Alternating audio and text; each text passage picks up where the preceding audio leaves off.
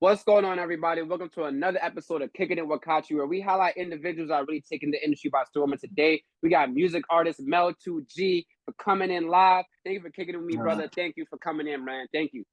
Already, you already know. So, honestly, you know what I'm saying? Music artist, music guy, we already know that music is your thing, but when did you get started really, like, getting into music and trying to make songs? I ain't gonna lie, I probably got into this like two years ago, I think. It might have been like 2.5. Uh it was really like first it was just a playful thing for real. Like I wasn't really Right, taking right. it for real or serious. Then my like people around me told me I should start taking it serious for real. So I was like, you know what, I'll give it a try. I hopped in the studio. First song I made, everybody was messing with it for real. So Right, right, yeah. right. And the 2G off of your name comes from, I believe there's like a group of you guys that Yeah, is called yeah, yeah, 2G. I yeah. believe that the G is going global, I believe it's called. Yeah, going global, Right, yeah, right. for So sure. how's it kind of help your confidence and help your craft to kind of have those type of people in your corner constantly in your ear talking about your music? Yeah, like so really what it is, first, like at points, it's like if I don't got them people around me, I be wanting to give up music a little bit because Right, I can see right. what other people doing. I know some people, not to be confident or cocky or anything. I know I'm better than I see them doing better than me. I'm like, I know I could be there type shit like that. It kind of lowered my confidence a little bit. But then people around me, they really got me like they in my head telling me Right, you got right, this. As right. long as you keep going, that's you. Like yeah, for And sure. then Yeah. in kind of like being I guess kind of face of like your group or whatever, does that also kind of add into you getting into the studio, you putting on music to really say like, hey, like I'm putting on just not for me, but for people around me because they also believe in me. Yeah, yeah, for sure, for sure. Cause I definitely want to do it for something from people around me. Like even the people that I had around me that stopped being around me, I'm still doing it for them, so I Right, can show right, them you left. I'm here. right, right.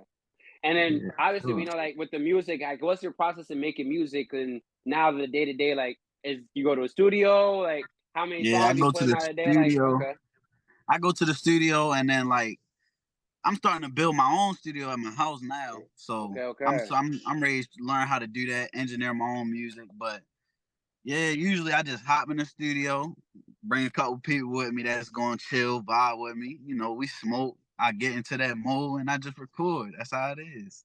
So how many songs do you think you really be busting out in like a studio session, or are you kind of the person where like you hammer out like one song for months because you're a perfectionist in that way? Nah, I Uh-huh. definitely. It depends. Like 2 hours. Usually I do a 2 hour session. 2 hour sessions, I get 3 or 4 songs done. Okay, okay. And I know the other day I did a 4 hour session. I got a whole EP done. So Right, that was right. like seven songs I did. And then kind of making your music and pushing music, you're doing everything by yourself. Like you're writing your lyrics, or doing the promotion on social media and chilling and everything. Like it's hard, you know what I'm saying? So what Yeah. kind of things are you kind of learning as you're picking up tricks of the trade on? As you're saying, when it comes to the music game, you're realizing probably that talent can only take you so far. There's a whole big Right. another aspect of pushing and marketing outside of that as well. So what are you learning as you're trying to push yourself and push your brand out there? Lately, I ain't gonna lie. Lately, I've been learning like I really got to be committed to it. I can't just Right, do it right. and not be fully like I want to do this. I got to be all the way fully in. I got to spend. You got to put money into it. It's not something that you could just do here and there and think that it's going to get somewhere because that's not how it works. And consistency is key for sure. Right, right.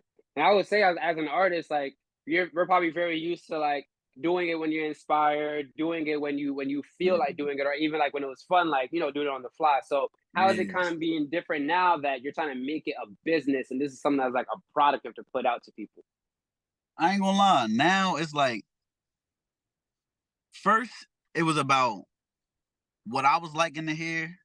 Mm-hmm. Now kind of doing it to where I want to hear other people to be like, yeah, I mess with that Right, right there. right, Yeah, like right, I right, want to be able to see that for real. That's what I like.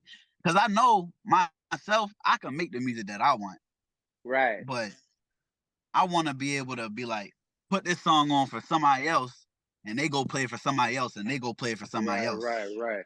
And Yeah. is that kind of why you did the whole Diana remix, like saying like, hey, I can get in this, like I can also get in that zone and really get on that type of beat as well. And obviously, very popular song at the time, like so it's kind of thinking about the consumer a little bit Yeah, more coming into play too into the creative process. yeah, for sure, for sure, for sure. Yeah.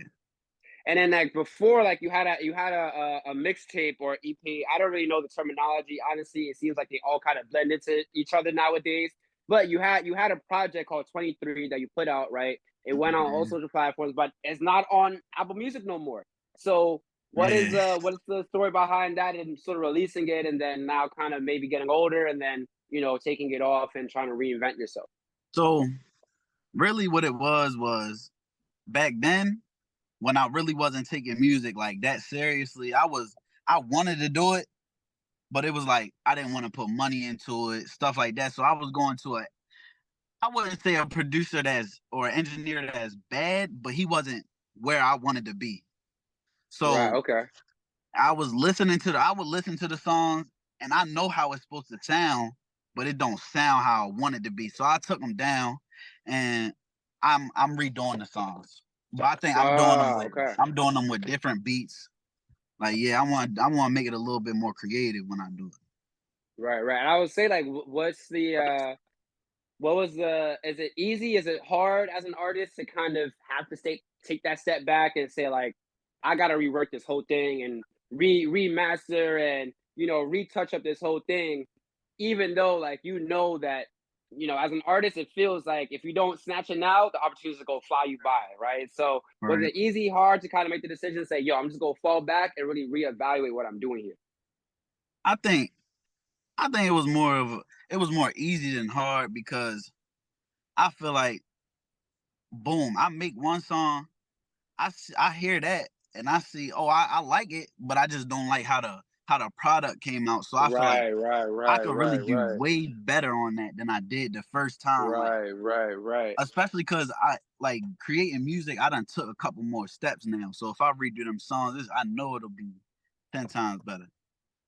And that's what I was saying. Like, as you look behind when you first started out making music to now, like, what sort of differences or what sort of like things did you kind of pick up on to make your sound get to that point that you really feel like, okay, I can drop a project and get a single, I can get music out on a consistent basis? So let me. That's a good question. Really, It was more like so. Here's an example. At first, I would go in the studio and I would try to get my songs off real quick. Like I would try to rush it, do one verse at a verse by verse. But if I really just punch in bar by bar, it'll Right, sound way better. Like I'm breathing less. Like it's certain stuff that you gotta take in while you rapping to be able to make your music sound better. Like right. not even just the end song of what it is, but like when as you're going, you can tell that it's starting to sound better and better. Right, right, right, right. And honestly, right, like you now get into the EP, right? That's still on Apple Music, Dear Mel. So what's the difference between Dear Mel and 23 that kind of made you really say, like, this is the EP that if people want to come into my page, this is what they have to see first. I feel like Dear Mel, it was authentic. I really liked it Mm-hmm. because it was my first EP, and it was the music.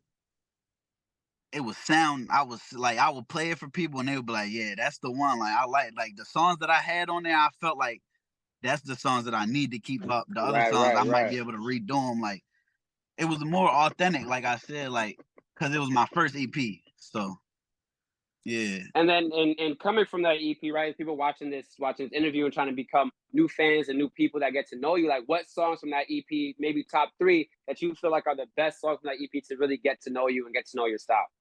Number one is Smoke You. Okay, Number okay. two is Nonstop, and number three is No Go.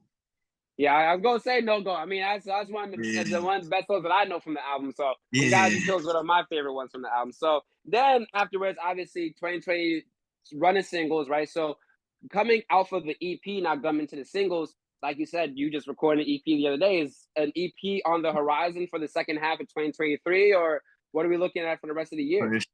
For sure. It's a new EP coming. I think I'll do something with it either next month or the month after that. It's called Forever We Shine. Okay, It's okay. coming out soon. Yeah. And what kind of sounds can we expect to find on there? A couple sounds. It's like it's a couple. It's some hard songs. Some like that Baltimore flow. That's the fast flow. Right. We got the little slow flows. Like, I got a little bit of. I wanted to try a little bit of everything on there for real. And then coming from where you're from, right? Like, is there any features or any other local names that we're gonna see on the tape? Because you don't got a lot of features that you got on your songs out right now. It's really just you, which I respect. The spotlight's on you, but obviously, like, are we gonna have any friends that are gonna come in? Oh shit. Yeah. Oh, where? Oh, there we go. All right, yeah. Oh, my phone right there. Hold on. Let me plug my.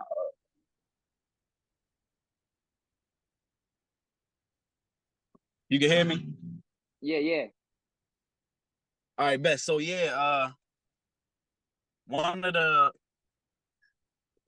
features that's gonna be coming is my brother. One of my brothers. He's in 2G. His name's Kachi. Okay. And then another. Well, that's not on that EP, but it's coming up soon. So me and my other man's Rat Runner Rambo. He another up and coming Baltimore artist. Okay. We got an EP dropping soon. And then looking at like the now overall music scene of Baltimore, like, how do you kind of feel about the city and the music scene coming into the music scene, new artists coming out? Like, how do you kind of feel like you fit in the upcoming wave of Baltimore artists coming out right now? I know, I think the most famous one right now is I think Corday is from Baltimore, isn't he? For real? He's from Maryland. Corday's from Maryland. He's from Maryland. Yeah. Yeah, he's from Maryland. Okay. Yeah. I mean, I fit good for real. Like, Baltimore now is getting took over by a lot of young people. Like, right. Because before us, it wasn't nobody really to put on for Baltimore. Like, nobody that you see in the industry. You got YG Tech, but like, that's the first person that's really starting to put on for us. So I feel like this new wave that's coming, we got so much talent that the world just don't know about. And we get that. If we get to show it, it's gonna be up from there. And then, like, what other things can we kind of look forward to from you? I know we have an EP coming in, but what other things from just the brand, from the collective, or from you as a person, can we really look forward to for the second half of the year? I guess last quarter as we're looking at it. I'm locked in now. I'm too locked in. So I'm ready to try to get some videos shot, new music recorded. Like I said, another EP with my man's Rat Runner Rambo. So it's a lot. I ain't gonna lie. Like towards the end of this year and the start of 2024 is gonna be something. It's gonna be different. Okay. I was gonna say we need some more visuals. I wanted the YouTube. All I got is straight songs. I'm like, I got album music for that. I need the videos. It's coming. It's coming for sure. So obviously, looking back and to close out this interview, right?